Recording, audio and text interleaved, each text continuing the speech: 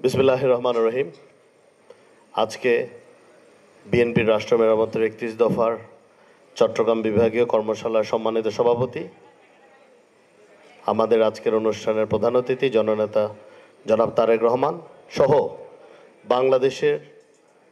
বাংলাদেশ জাতীয়তাবাদী দলের কেন্দ্রীয় নেতৃবৃন্দ, যারা প্রশিক্ষণ, বিএনপি মিডিয়া সেল এবং বিএনআরসির সাথে সম্পৃক্ত এবং যারা পুরো দেশব্যাপী এই ৩১ দফাকে বোঝাচ্ছেন, মানুষের কাছে নিয়ে যাচ্ছেন, সমস্ত নেতৃবৃন্দ এবং চট্টগ্রামের বাইরের থেকে বিভিন্ন ডিস্ট্রিক্ট থেকে, আমাদের বিভাগের অন্যান্য ডিস্ট্রিক্ট থেকে যারা এসেছেন, প্রথমে তাদের সকলকে জানাচ্ছি আন্তরিক শুভেচ্ছা ও অভিনন্দন।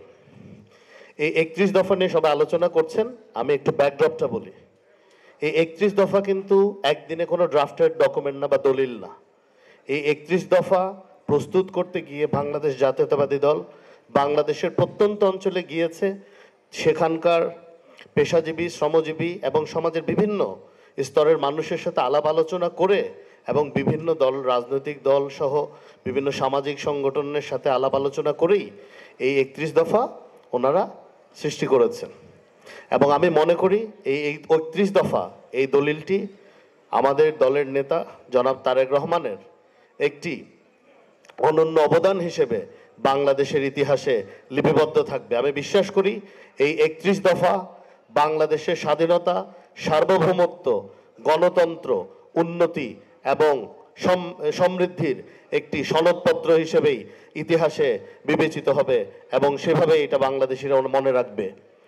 এই ৩১ দফা প্রতিটি ক্ষেত্রে সমাজের প্রতিটি সমস্যাকে, সমাজের প্রতিটি মানুষের প্রতিটি বিষয়কে অ্যাড্রেস করা হয়েছে এবং বাংলাদেশ জাতীয়তাবাদী দলের যে রাজনীতি, মানুষের জন্য, দেশের উন্নতি এবং সমৃদ্ধির জন্য এই রাজনীতির প্রতিফলন এই ৩১ দফায় ঘটে।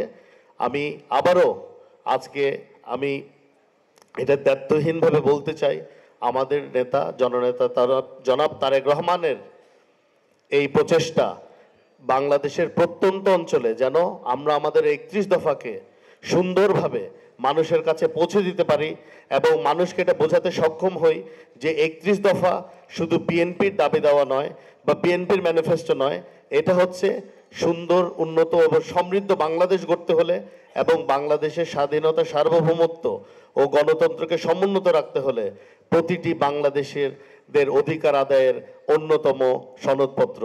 আজকে এই বলে বিদায় নিচ্ছি। সবাইকে আন্তরিক ধন্যবাদ ও কৃতজ্ঞতা। আমাদের বিশেষ করে আমাদের সাংগঠনিক সম্পাদক সাহেব সহ আমাদের সহ সাংগঠনিক সম্পাদক সাহেব এবং বিশেষ করে চট্টগ্রাম মহানগর বিএনপি নেতৃবৃন্দকে আমি আন্তরিক ধন্যবাদ জানাই এবং অঙ্গ সংগঠন নেতৃবৃন্দকে আন্তরিক ধন্যবাদ জানাই। ওনারা অসম্ভব সাহায্য করেছেন আমাদেরকে আজকে এই অনুষ্ঠান এতটুকু পর্যন্ত আনার জন্য। সবাইকে ধন্যবাদ।